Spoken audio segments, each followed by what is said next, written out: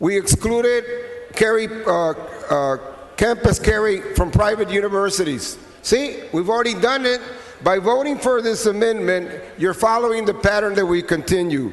With that, members, I ask you to vote for this amendment. But before, I understand that the young lady that testified at the State Affairs hearing on this this bill, Elizabeth, is in the gallery. When is that?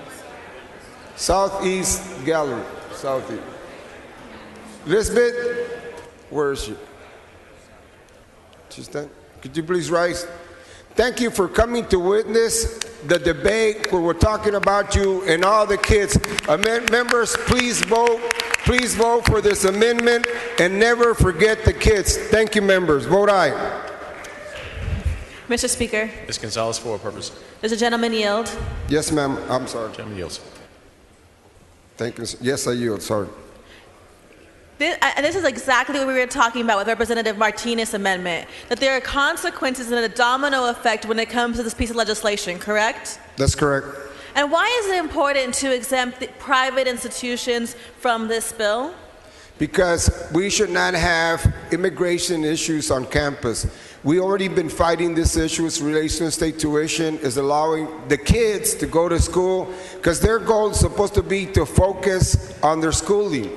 They should focus. And I can tell you, we hear the testimony in the criminal jurisprudence. As you recall, Representative Dutton introduced a bill to increase the age from 17 to 18 because the kids have not matured enough. When they hear these things that we're debating, it has an impact on their lives that will last forever. So with this amendment, we're saying stay away from the kids, leave the kids alone.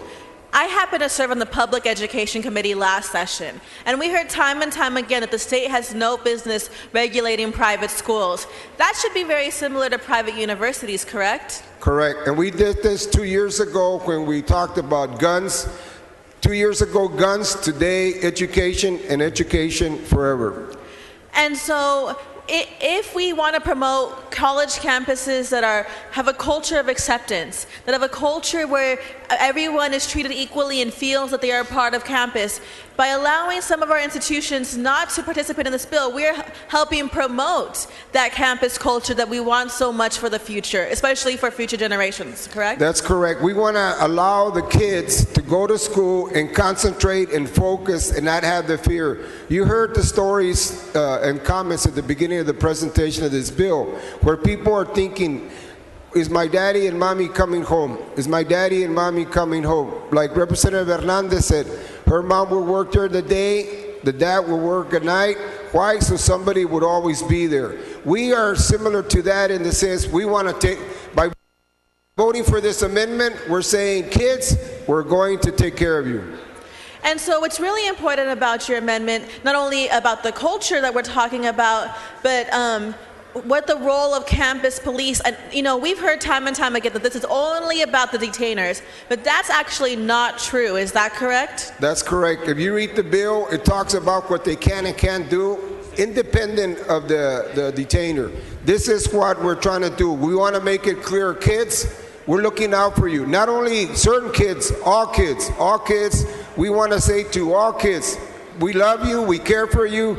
With this amendment, we're going to say we're going to take care of you. So if you have a university like Baylor University, where we know there's a high rate of sexual assault and rape, or if you have SMU University, which has done great about bringing in diversity, or if you have Southwestern University, where I used to work, we're saying that these universities are a little bit unique in that they're private universities, and the state of Texas should not be involved. Yes? Gentleman's time's expired. Thank you for your amendment. Thank you.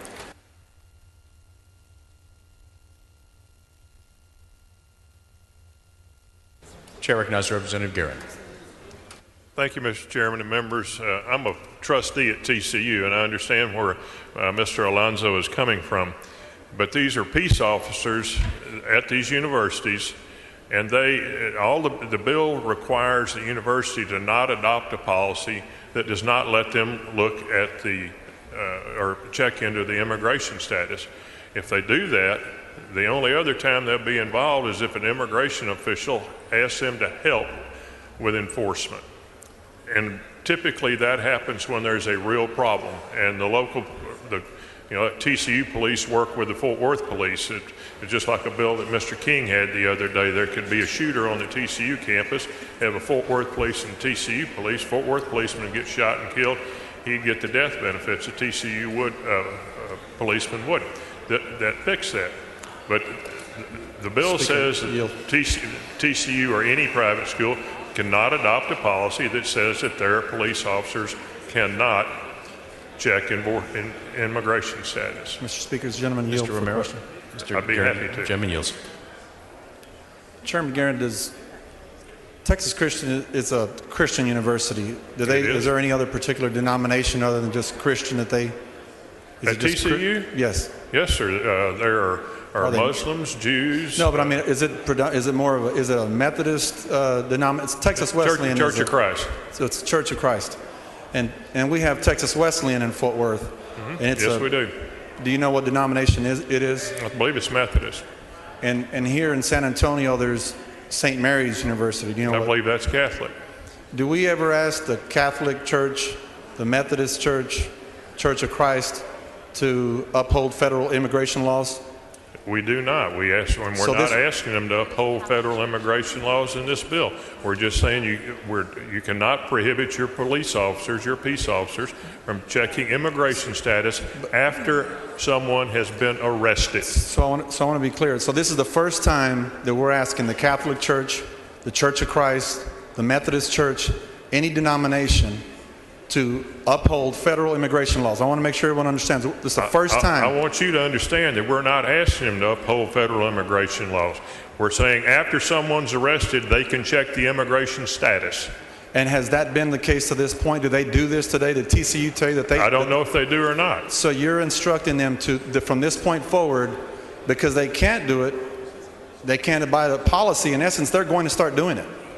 I don't know if they will or not. They just cannot have a policy that says any individual officer cannot do it. Do you really believe that the officers are not going to start doing that? If it's a Latino or if it's one of those other ethnicities that you described? I do believe that. I don't believe that they will be doing that. I think we've got great police officers on our campus. Did you hear from any particular denominations, the Catholic bishops? I heard from the Catholic bishops, yes, but it wasn't about the universities. And what was their position on the bill?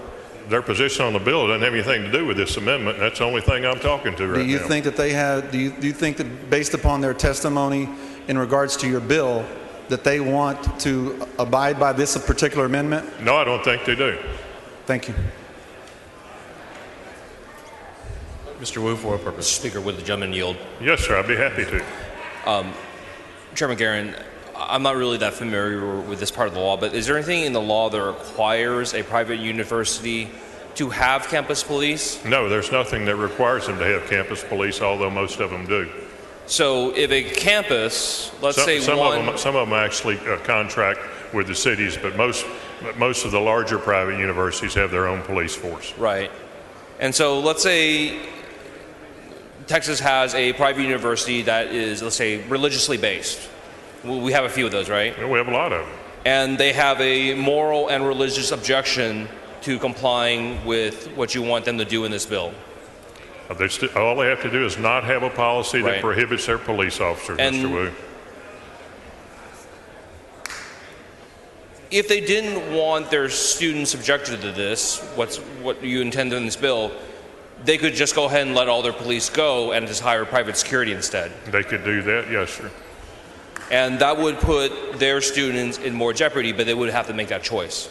They would have to make that choice. That would be their choice if they wanted to do that. Okay. And you're not willing to take this amendment to let them not have to make that choice of choosing Mr. Wu, security once again, over the integrity of their I'm community. not going to take any amendment, and I'm not going to move to table any amendment. Okay. Thank you, Mr. Chairman. Thank you, Mr. Wu. Ms. Ortega for a purpose. Will the gentleman yield for a question? I'd be Couple happy to yield, questions. Ms. Ortega. Thank you, sir. Thank you, Mr. Chairman. How many arrests take place at campuses? There's quite a number of them, ma'am, and but they're mostly disorderly conduct or drunkenness.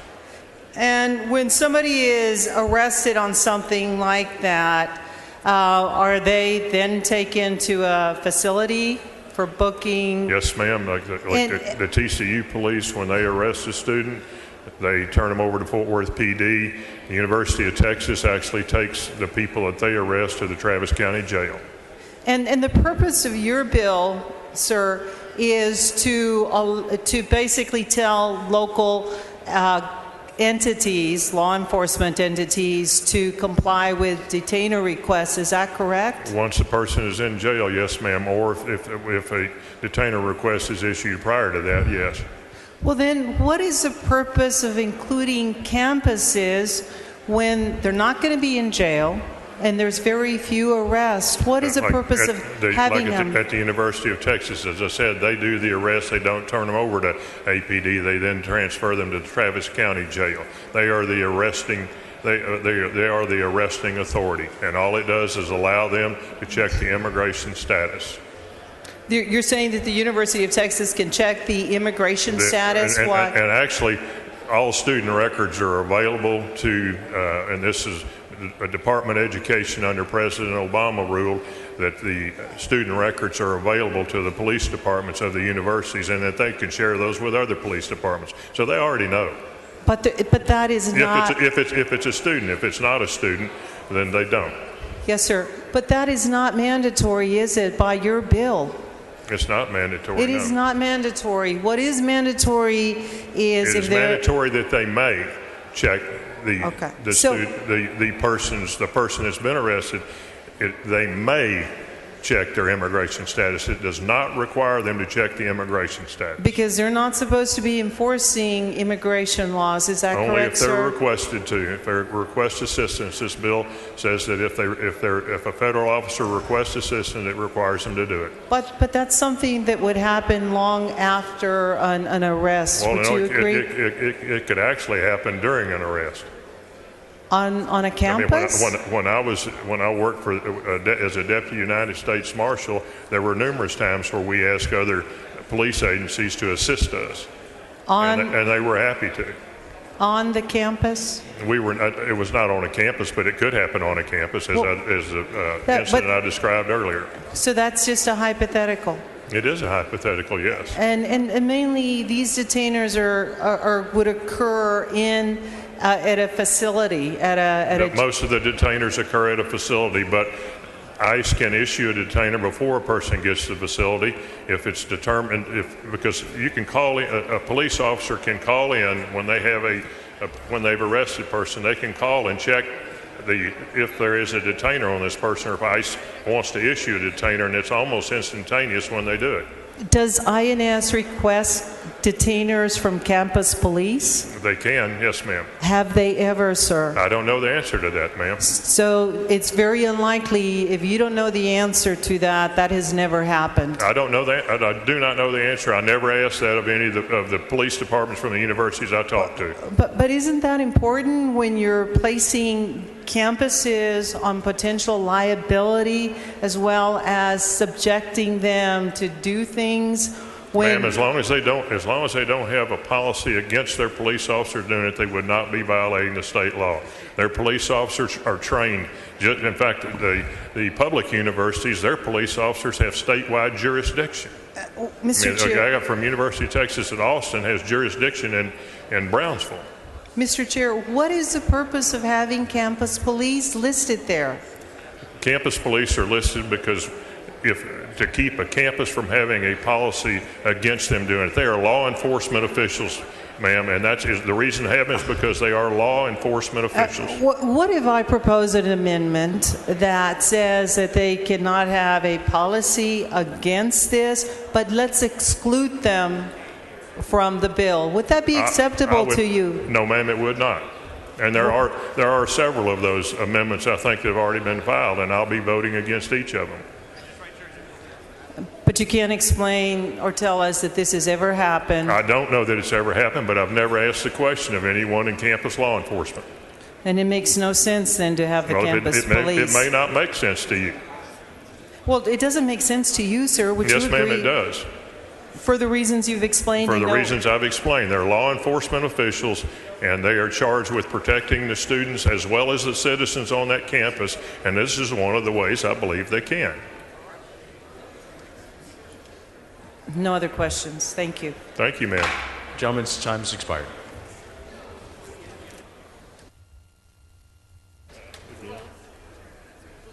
Chair recognizes Representative Alonso to close. Thank you, Mr. Speaker, members. I think Representative Guerin succinctly stated what we're trying to do here with this bill, and that's to protect the kids. This amendment, members, protects the kids. As I've said, they're listening and they're hearing us and what we're saying. What we're saying here, we want to protect the kids. Because, members, you have not heard that Baylor University wants this bill. You have not heard that SMU wants this bill. Mr. Speaker. Mr. Bernal, for what purpose? Does the gentleman yield? Mr. Alonso, do you yield? Yes, Mr. Speaker. And I didn't mean to interrupt you, but I want to make something very clear. In the last exchange, Representative Romero was asking the author whether or not the bill as written would require the police force or the security force at, let's say, St. Mary's University or at Lady Lake in San Antonio to enforce federal immigration law. And the response was, no, we're not forcing them to comply. We're just saying that they can ask after an arrest. Is that correct? That's correct. Regardless of how it's said, this bill does what you're talking about, yes. But I want to be clear. So think of St. Mary's University, which is a Catholic university. Correct. Does this bill prohibit St. Mary's from adopting a rule or a practice where Yes. they tell their officers they cannot or should not ask about immigration status? Correct. Okay. Thank you, sir. Thank you. As I said, members, TCU has not asked for this bill. As you pointed out, St. Mary's University in San Antonio has not asked for this bill. Our Lady of the Lake University in San Antonio has not asked for this bill. Howard Payne University has not asked for this bill. Abilene Christian has not asked for this bill. Paul Quinn College has not asked for this bill. And members, as we talk about protecting the kids, they can have an environment where they study and not have fear. Even the President of the United States has come out for this amendment. He said, undocumented students should not fear. Well, we want to make clear by passing this amendment at private universities, the kids should not fear. We're here to protect the kids. We're here to protect the kids, members. By passing this amendment, we're telling Paul Quinn College and all the private universities, just like we told them 2 years ago, they would be out of the business of guns. We want to be out of the business of immigration and be in the business of education and protecting the kids. Mr. Speaker. Mr. Uresti, for what purpose? Gentleman yield for questions.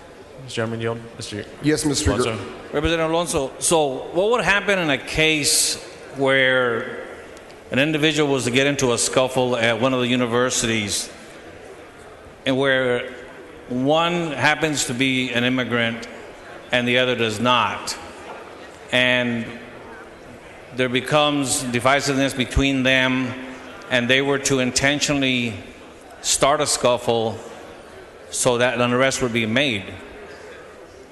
Well, Mr. Rodesti, I think what the question begs the answer, and the answer is there will be consequences, and the consequences will be because of their immigration status, they will be impacted. And I'll tell you why I think about this. You will recall a couple of months ago when President Trump implemented the Muslim ban. Just because you look Muslim or thought they were Muslim, there were citizens, there were permanent residents, there were many individuals that were being stopped at the airports. Why? Because they had this thing in their mind that the law was legal. It's illegal right now. Even, Mr. Oreste, even if this bill passes, it's still illegal. That's why we had so many immigration orders stopped. by President Trump. So yes, there will be consequences. Mr. Alonso, do you recall recently where there was a group of individuals that were protesting against immigrants and asking them to leave, that this is our country? There was some racism that was going on in that protest. Yes, sir, I do. So what is to stop individuals that are attending a university from teaming up together, starting an incident what would cause a scuffle of some sort, and then have numerous immigrants arrested time after time after time?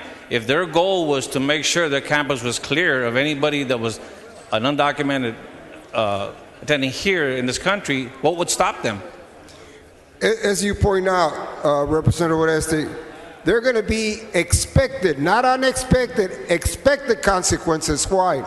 In other situations, race, among other issues, yes, there are very strong feelings in situations that occur. That's why, as I point out, no private university has asked for this bill.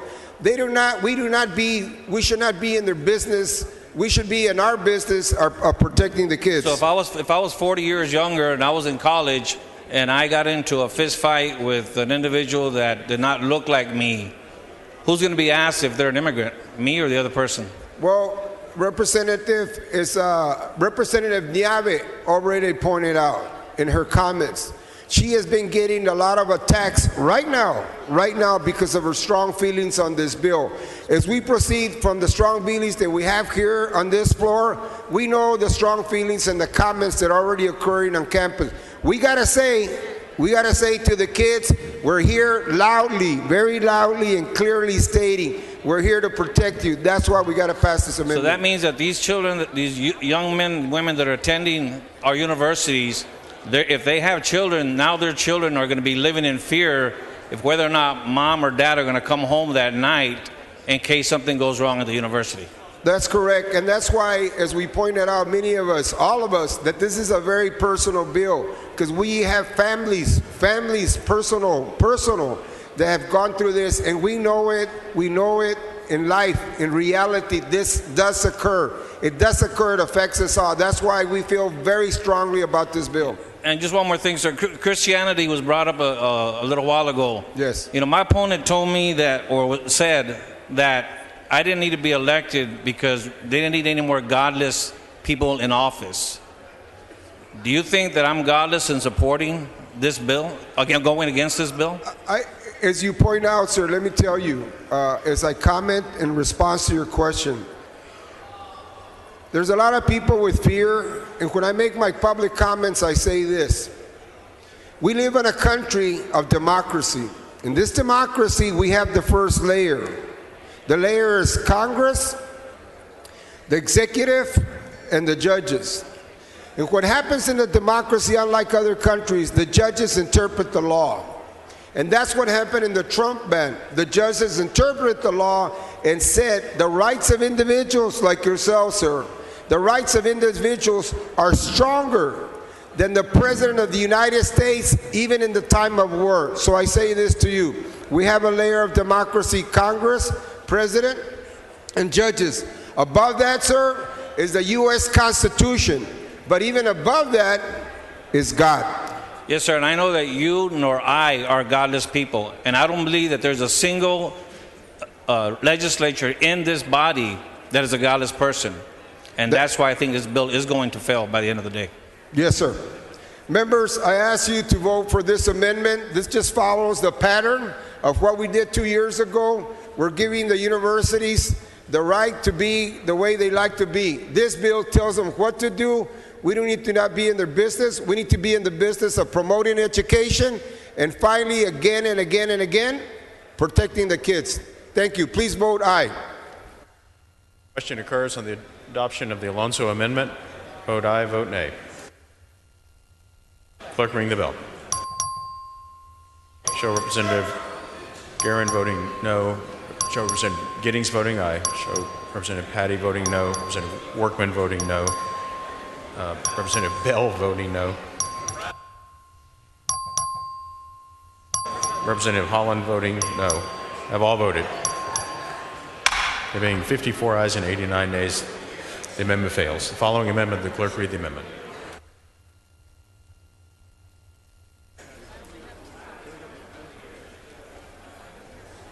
Amendment by Schaefer. The chair recognizes Representative Schaefer.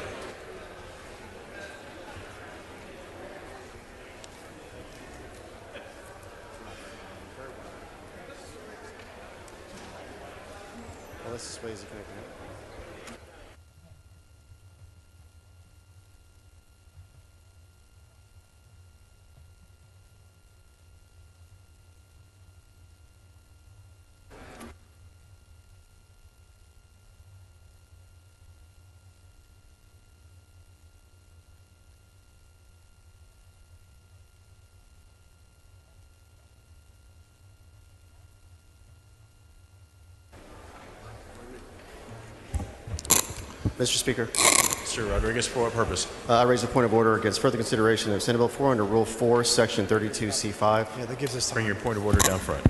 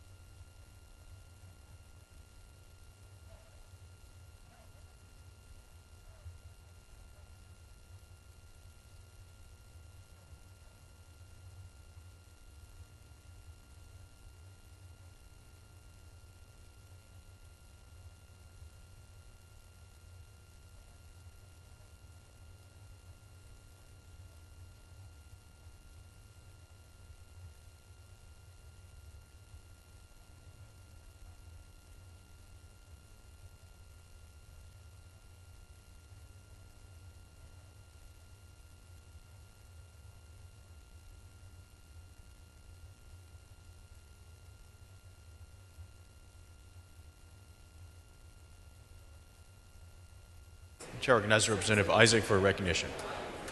Thank you, Mr. Speaker and members. Many of you are aware that I started a Young Women in Leadership program to encourage more women to get involved in shaping our public policy. And today I'm joined by Megan Murphy from Lehman High School in Kyle. She's a sophomore there at Lehman High School and involved with a Kyle Area Youth Advisory Council and actually sits on the Kyle City Council during their weekly meetings. And so if you would please take just a moment of this silence to welcome Megan Murphy to her capital. Thank you, members. Thank you, Mr. Speaker.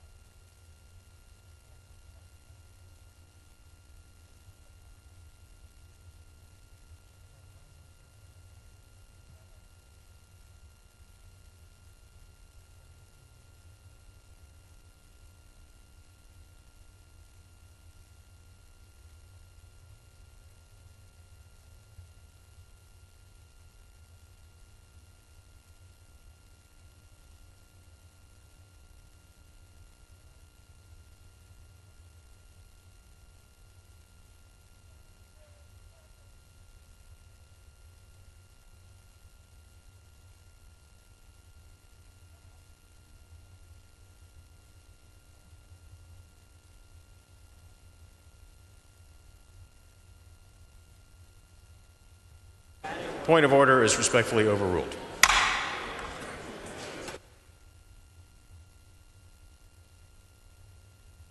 Chair recognizes Representative Schaefer. Thank you, Mr. Speaker. Members, I believe there is an amendment to the amendment. Following amendment to the amendment, the clerk will read the amendment.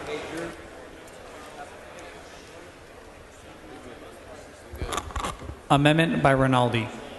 Chair recognizes Representative Rinaldi. Members, the governor has said that it was intent to remove from office any office holder who promotes sanctuary cities. This amendment clarifies a way to do it through civil proceedings. Thank you to Chairman Guerin for working with me on it, and I move passage. It's acceptable to the author. Mr. Speaker? Mr. Navarez, for what purpose? Will the gentleman yield for a question? Mr. Rinaldi, I'll yield, of question. course. Gentleman yields. Mr. Rinaldi, with all due respect, can you lay out a little bit more information on your amendment, if you don't mind? Absolutely. This amendment states that for purposes of Section 66 of the Civil Practice and Remedies Code, person holding an elective or appointed office of a political subdivision of the state does an act that causes the forfeiture of the person's office if the person violates Section 752.053, which is contained in Representative Schaefer's amendment. So this amendment would remove, can you list some of the offices that you might be contemplating regarding this amendment? It would be any officer that's contemplated by 752.053. It would be an officer, employee of a division, department, or other body, part of a municipality, county, or special district or authority, including a sheriff, municipal police department, municipal attorney, or county attorney. And so I assume, I don't want to assume, I'm going to ask, a better question is, this would include in your mind, as the amendment's written, a county sheriff? It could include a county sheriff, absolutely. A constable? It could include a constable. A county judge? If it was a policy that was adopted, yes. Commissioner's court? Anybody who adopted a policy. Okay, so any county elected official, and then let's go a mayor? Anybody that adopted a policy that violated 752.053. And is there any effort that you've done to coordinate this amendment with the constitutional amendment that you would need in order to enact it? Because I believe this is a constitutional amendment. No, it's actually doesn't need a constitutional amendment. What the Constitution says is that certain county officials, such as those you've named, need to be removed by jury trial. And quo warranto actions under Section 66 of the Civil Practice and Remedies Code actually are jury trial proceedings. They're civil jury trial proceedings, and they are used to actually remove constables. There's actually case law on that. Well, and I understand that we have a procedure for removing somebody from office based on a trial and a petition for removal. But what you're doing here is you're tying it to a particular action, correct? Or inaction, if it were. Correct. And you're not at all concerned that you are committing to time immemorial on this bill a legitimate reason for this bill being unconstitutional? You're not worried about that? No, absolutely not. Okay. You got a lot of confidence in that, don't you? Absolutely. Mr. Rinaldi. Now, let me ask you this question. What are we dealing with when, and again, and I understand there's certain procedures for removing elected officials. One, you can have a petition to remove, or the other, there's actual trial in front of a jury for the removal, correct? Correct? Can you say that one more time? In other words, we already know of two ways to remove an elected official, and if you know of some more, tell me, but the two that I know of are a petition for removal, correct? No, that goes in front of a quo warranto is the exclusive method for removing public officials. And it goes in front of a district judge, correct? Yeah, it goes in front of a district judge, yes. Okay. And so you're not in any way, shape, or form concerned about usurping the will of the people vis-a-vis your amendment? No, sir. And why is that, Mr. Rinaldi? Well, why would I? Because you are doing that. I don't think I'm doing that at all. Well, it's a very interesting exchange that we're having when we're going back and forth and tit for tat. But the truth is you're creating a whole new statute out of whole cloth to remove an elected official where we already have constitutional safeguards to keep them in, irrespective of the people's will. And well, what I see, and I know it's... There are constitutional Wait, hold on. safeguards. My question's coming, Mr. Rinaldi. And what I see is, I'll ask you a question in a minute. The way it works is I ask you the questions and you answer them. I'm almost done. what I see is a lot of our colleagues, because it's about 2:30 or 3 o'clock in the afternoon, and we just had lunch, so we're a little bit slow. But they need to understand that what your amendment does is, in effect, usurp the powers of their elected officials, and in some cases, not in some cases, in all cases, the will of the people that elected them. You're not concerned about that? I disagree in the fact of disobeying law. The law contained in the statute we're passing today, it's not usurping the will. We're doing the people's work. We are forcing public officials to actually follow the law. And this provision's used in multiple cases. I mean, 600 people, what was the number of people that testified against this bill? Was it 600? 600 people testified or signed up against this bill, and 10 signed up for it. Is that the will of the people? There are 27 million people in the state of Texas. I don't think the will of 600 who showed up on one day And is more necessarily of the that will. had something better to do on that Wednesday night when they went over this bill in State Affairs? Well, I mean, I understand I mean, maybe your constituency is a little less aware of the things that we do here than some of our constituencies, or maybe they're just sleepwalking about bills like this. But it seems to me that it's very important, or you should take better care of throwing around comments about the people's will when this is anything but that. I believe you're the only one who said the people's will. Yeah, that's about right.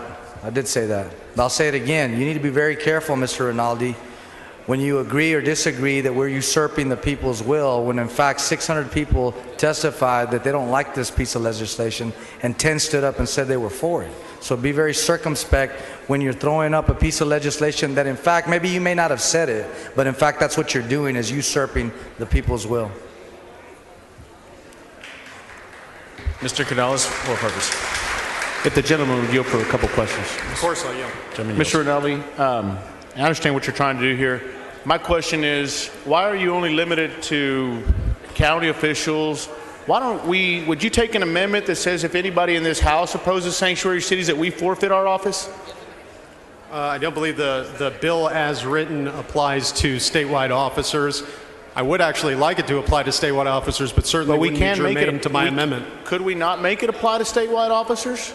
You can file an amendment, sure. I'd like to make an amendment to your amendment. Would you accept an amendment to your? I would not, because it wouldn't be germane to my amendment, because the bill currently doesn't include statewide officers. So you want to keep us safe. You want to keep the people in the legislature safe, but punish everybody else. Well, I would actually support your amendment later that would apply this to statewide agency officials and other statewide officers, but it's just not germane to this amendment under the rules. I think we've got a disagreement as to what's germane, but I think that if you're going to do it for everybody else, you might as well say if anybody in the state legislature opposes sanctuary cities, we could remove a third of the body. I think that might be pleasing. I would love to do that, and I bet hope you it's would. done at the ballot box. Mr. Speaker, Rodriguez, for what purpose? Gentlemen yield. Mr. Rinaldi, do you yield? I'll yield.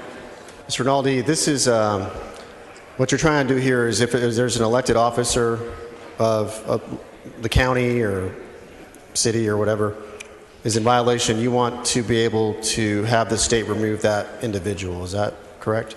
Well, the state wouldn't remove the individual. It would be removed in a quo warranto proceeding under Chapter 66 of the Civil Practice and Remedies Code. Do we do this already under any other circumstance? Yeah, we do it under any circumstance by which, under law, an act causes a forfeiture of that person's office. Can you tell me a little bit more about that? Give me some examples of that. I guess you can get an example in Crawford versus State, where it occurred, Ramirez case versus State, for example, where a constable didn't meet the residency requirements by living in the district 150 days after the election occurred. The actions brought by either the district attorney or the attorney general to remove that person. Then if there's a required jury trial proceeding, there's a civil trial where the facts are found by the jury. And if it's determined that they committed those acts that cause a forfeiture of the office, that person's removed. So you have the residency requirement. You have a case on that. And that was the other one. Was if what was there a second instance? It actually applies to anything in statute that causes a forfeiture of the office. So if a person takes office and is not eligible to hold that office, right. Whether it be a person who doesn't meet the age requirements, is elected to the state legislature. Probably certain criminal offenses that they might. It could be criminal offenses too, as well. Yes. So what this seeks to do, though, I think, is you're going after if a locally elected official, let's just say a sheriff, for argument's sake here, is not is in your opinion, is not doing what this law, if it were to pass, would have them do, that would warrant them for removal of office? Or is that what you're trying to get to here? A jury would determine whether or not the conduct was committed, and then if the jury found that that conduct was committed, it would remove that person. In the instance of I think you said a constable, and there was a residency requirement issue. Correct. That's a little bit different, isn't it, than the notion that maybe someone is not necessarily following the specifics of the law. They may not be breaking the law per se. They may not be finally convicted of something, but they may be, in the opinion of I don't know who, may not be following every exact letter of the law. There's a difference there, isn't there, between, obviously, if there's a residency requirement and they don't live there, I mean, it stands to reason that person shouldn't represent whatever area they're supposed to be representing because they don't live there. Correct. Gentleman's time's expired. Move it. Members, we have an amendment to the amendment.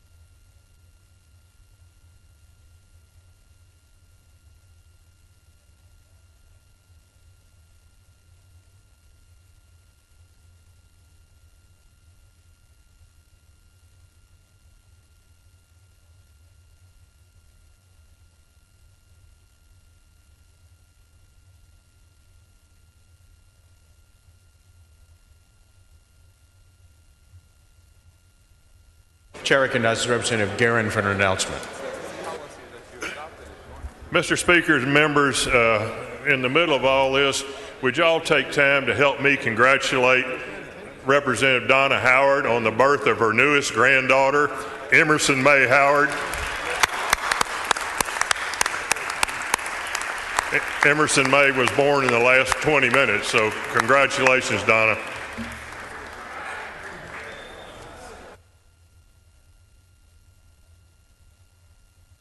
The following substitute amendment to the amendment. Clerk will read the amendment. Amendment by Moody.